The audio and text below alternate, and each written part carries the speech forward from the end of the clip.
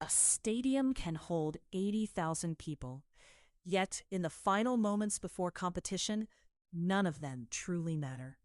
An athlete sits alone beneath the arena lights, hidden in a tunnel, staring at a floor they have seen 1,000 times before. The competition has not started. Nothing has happened yet. No victory, no defeat, no record, no history. And yet, inside that athlete's body, something extraordinary is already unfolding. Most people believe competition begins when the whistle blows or the gun fires. But that is not where the real battle starts. By the time an athlete steps onto the field, court, track, or ring, an invisible contest has often been raging for hours, days, or even years. Because competition is not merely a test of physical ability. It is a confrontation between the conscious mind and millions of years of human evolution. What happens next is surprisingly ancient. Long before humans built stadiums, our ancestors lived in a world where mistakes carried consequences far greater than embarrassment. A wrong decision could mean injury, isolation, death. To survive, the brain evolved an extraordinary ability to detect threats. Today, athletes walk into packed arenas rather than predator-filled forests. But the nervous system often struggles to distinguish between physical danger and psychological danger. Researchers have repeatedly observed that moments before competition, the brain activates many of the same survival systems that once protected humans from genuine threats. To the conscious mind, losing a race might mean disappointment. But to deeper systems hidden inside the brain, it can resemble something far more serious: loss of status, loss of belonging, and loss of identity. And for most of human history, belonging was survival itself. This is why pre-competition anxiety feels so powerful. It is not simply nervousness, it is biology. Deep inside the brain, the amygdala begins scanning the environment, searching for uncertainty. Every face in the crowd becomes information. Every opponent becomes a variable. Every expectation becomes a potential threat. The future begins unfolding inside the athlete's imagination before it has unfolded in reality. The brain starts running simulations, calculating possibilities, preparing for outcomes that may never occur. Most people think confidence means the absence of fear. Yet the reality is much stranger. Studies of elite performers suggest that fear and confidence often exist simultaneously. The greatest athletes are not necessarily less afraid than everyone else. They are simply better at functioning while afraid. Their courage is not the elimination of uncertainty, it is the decision to move forward despite it. As the start approaches, the body begins transforming. Heart rate accelerates. Breathing patterns change. Blood flow shifts. Adrenaline enters the bloodstream. Muscles become primed for action. Vision sharpens. Hearing narrows. The body prepares for performance. Yet researchers discovered something remarkable. Two athletes can experience nearly identical physiological reactions. Their heart rates may rise by the same amount. Their adrenaline levels may be almost identical. Their bodies may be responding in nearly the same way. Yet one interprets those sensations as panic while the other interprets them as readiness. The physical experience is nearly identical. The meaning assigned to it is completely different. In many cases, performance depends less on what the body is doing and more on how the mind explains what the body is doing. The deeper researchers looked into elite performance, the stranger the picture became. They found that before competition, the brain behaves like a prediction machine. It continuously generates possible futures. What if I fail? What if I win?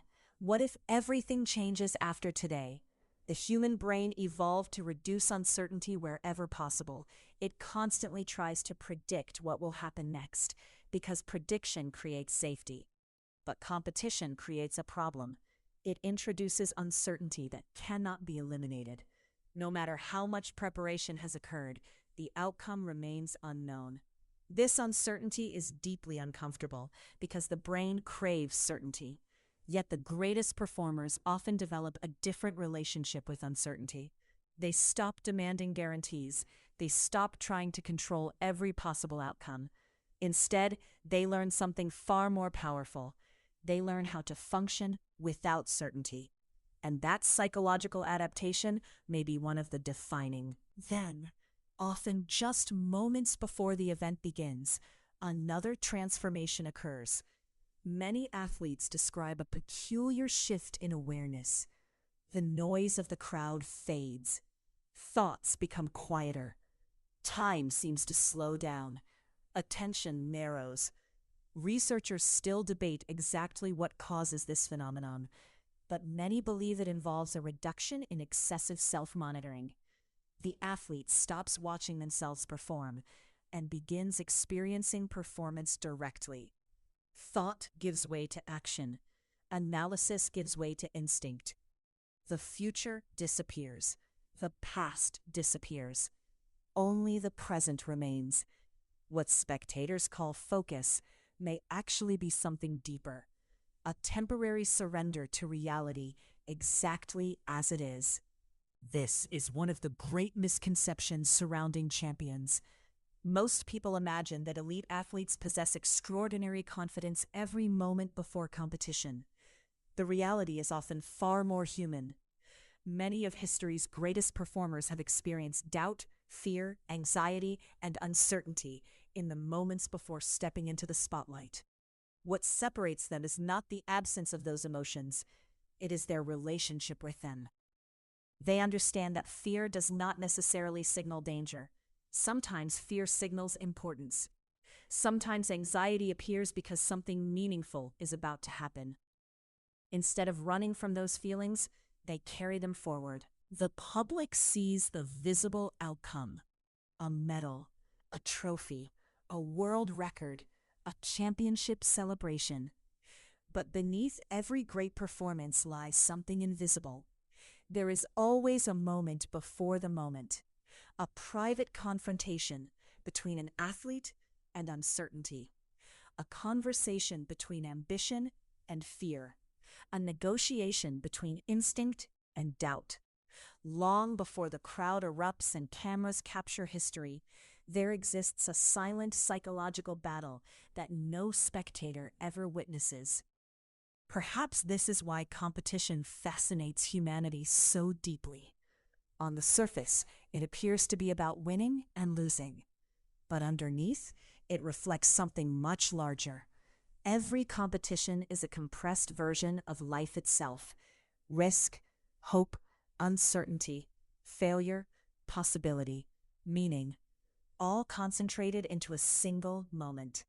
The athlete standing on a starting line is confronting the same uncertainty every human being faces in different forms throughout life. The future remains unknowable.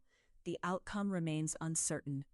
There are no guarantees. And then the moment arrives. The whistle blows. The race begins. The game starts. The athlete moves, not because fear disappeared, not because uncertainty was solved, but because action became more important than certainty. And perhaps that is the hidden truth inside every competition. Long before records are broken, before trophies are lifted, and before history remembers a name, a human being stands alone before the unknown and makes a decision. They step forward anyway, and in that moment, they reveal something profound about the human mind itself. It was never designed to eliminate uncertainty. It was designed to face it,